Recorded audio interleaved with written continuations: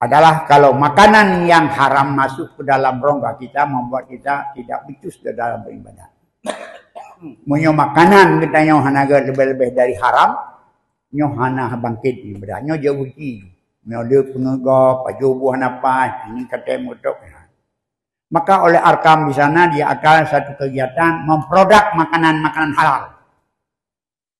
Memproduk makanan halal atau untuk dapat disebut oleh anak-anak di sana, membuat anak itu pintar. Syed Daralun, Sekolah Tinggi Ilmu Syariah atau STIS Ummul Aiman PD Jaya menggelar acara kuliah umum pada Selasa 16 September 2025.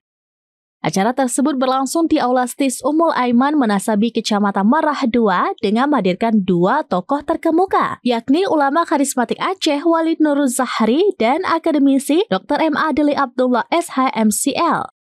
Kepala Bidang Media STIS Ummul Aiman, Tengku M. Aidil Adaha LC, mengatakan acara kuliah umum ini mengusung tema besar menggali potensi generasi masa depan dalam aspek sejarah, budaya, hukum, dan ekonomi dalam membangun Aceh berdaya saing. Acara secara resmi dibuka oleh Ketua STIS Ummul Aiman, Dr. Tengku Haji Muhammad Zuhdi LCMA.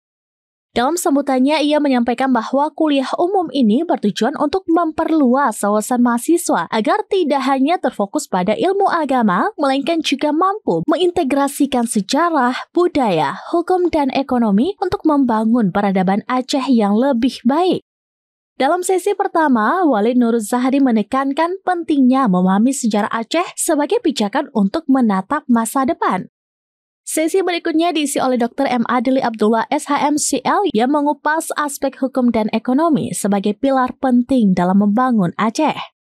Dengan adanya kuliah umum ini, STIS Ummul Aiman menegaskan komitmennya untuk mencetak generasi Aceh yang tidak hanya cerdas secara intelektual, tetapi juga berakhlak mulia, berdaya saing tinggi, dan siap menghadapi tantangan zaman.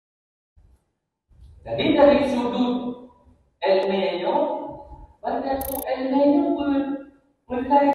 Download Tribun X sekarang, menghadirkan lokal menjadi Indonesia.